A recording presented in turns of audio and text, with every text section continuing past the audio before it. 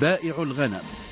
باقتراب عيد الأضحى للعام 98 900 وألف تم الترويج لشائعة مؤداها أن العرض من الأغنام والماعز قد لا يكفي للاستجابة للطلب. كان من نتائج تلك الشائعة أن كثيرين من بين المتدخلين في تزويد الأسواق بأضاحي العيد استعدوا لمناسبة توقعوا أن تدر عليهم أرباحا هامة. كان الحاج عبد الهادي الحاير من أبي الجعد في جملة الكسابة مربي الماشية الذين رأوا في تلك التوقعات الخاصة بأسواق الكبش فرصة لتحقيق أرباح قد لا تتاح لهم مرة أخرى. كان الحاج عبد الهادي يملك قطيعا من 1000 رأس من الخراف من فصيلة السردي. لا أحد يجهل الإقبال الذي يعرفه هذا الصنف من الخرفان خاصة في أسواق الرباط والدار البيضاء. شهرا قبل عيد الأضحى انتقل الحاج عبد الهادي الحاير إلى سوق السبت الذي يقع على الطريق من الدار البيضاء إلى بن سليمان، وهو السوق الذي يزود معظم جهات الدار البيضاء. لتنقله الهام هذا وظف الحاج عبد الهادي سائقا لشاحنته أوكل إليه مهمة نقل الأغنام من اسطبل اكتراه في أطراف الدار البيضاء إلى السوق، كما استقدم معه 3 من أعوانه من أبي الجعد. وضع الحاج عبد الهادي استراتيجية للتعامل مع السوق.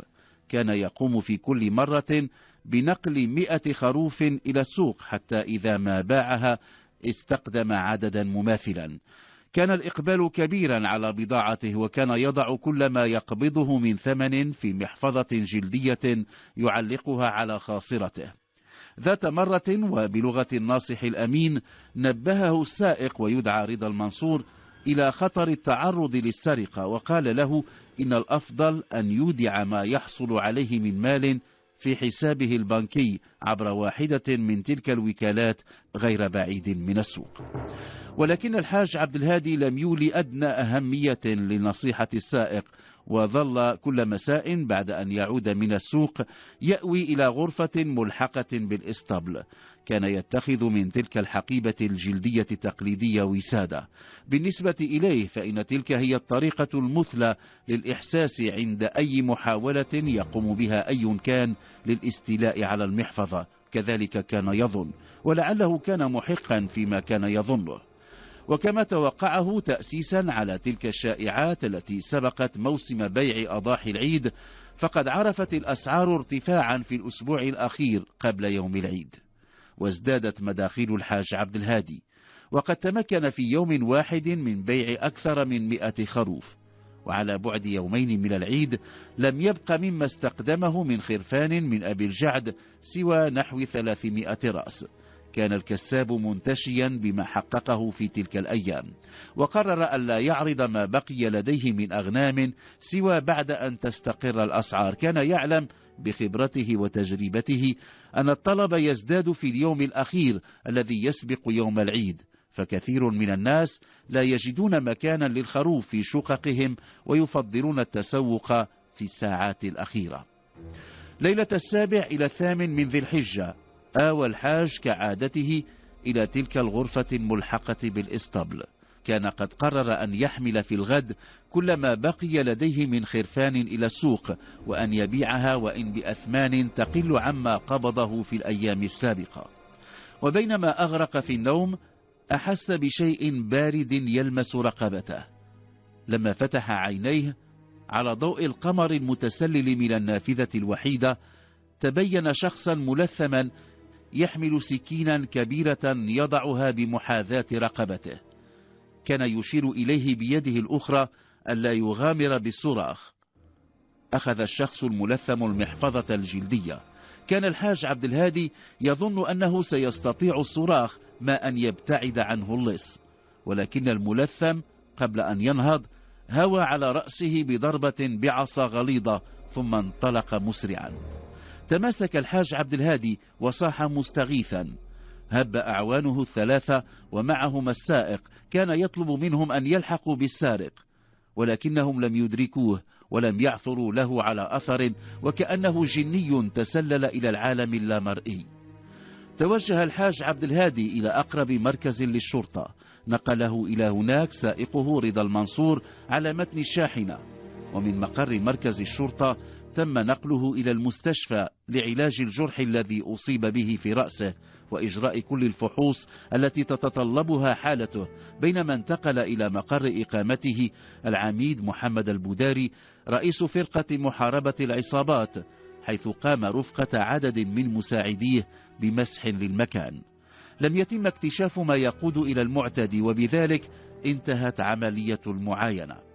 طلب من الأربعة الأعوان الثلاثة الذين رافقوا الحاج من أبي الجعد والسائق أن يلتحقوا بالمفوضية لتسجيل أقوالهم في محاضر قانونية. تناوب على الاستماع إلى الأربعة كل أفراد فرقة محاربة العصابات. كانت منسجمة أقوال الأعوان الثلاثة والسائق، إذ أجمعوا على أنهم كانوا نائمين لحظة تعرض الحاج للاعتداء، وأنهم لم يشعروا بتسلل السارق ولا بخروجه من الإسطبل إلا بعد أن صاح الحاج مستغيثا. تم أخذ بصمات الرجال الأربعة الذين أكدوا في أقوالهم أن لا سوابق لهم.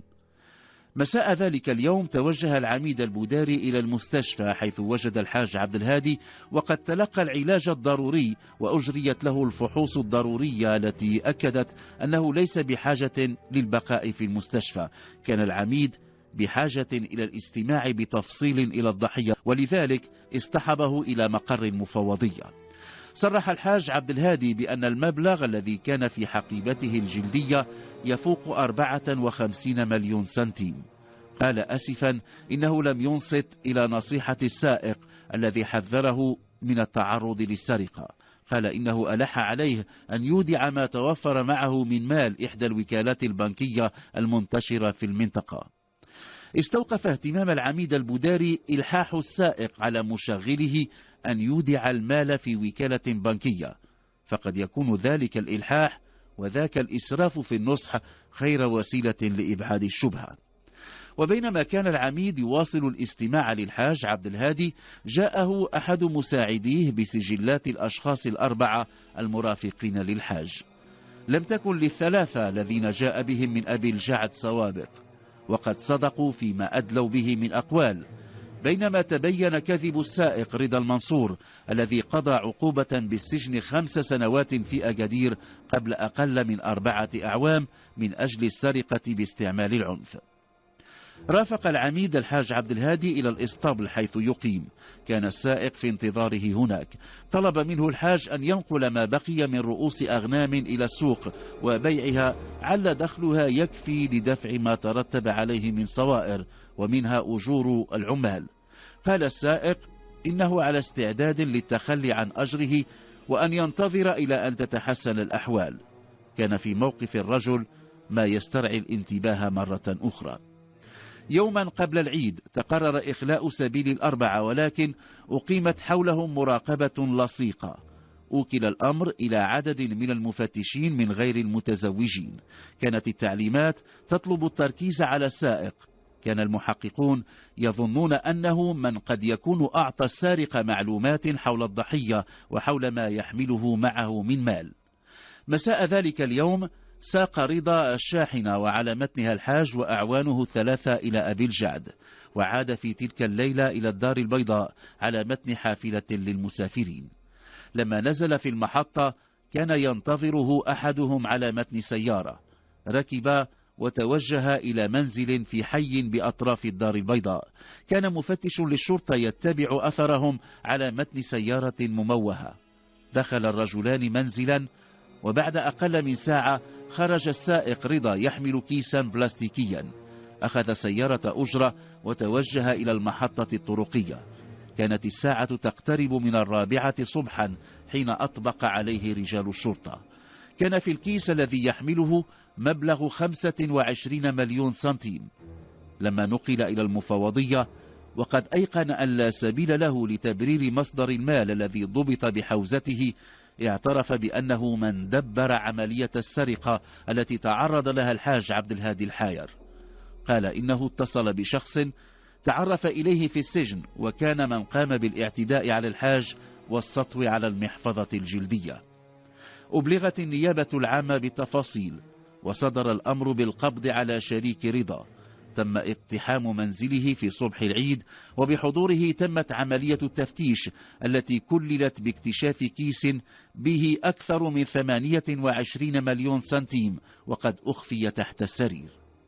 تم تقديم اللصين أمام نائب الوكيل العام للملك لدى محكمة الاستئناف في ثاني أيام العيد من أجل السرقة باستعمال العنف والمشاركة، بينما تم إرسال برقية إلى الحاج عبد الهادي الذي طلب منه الحضور لاسترجاع ماله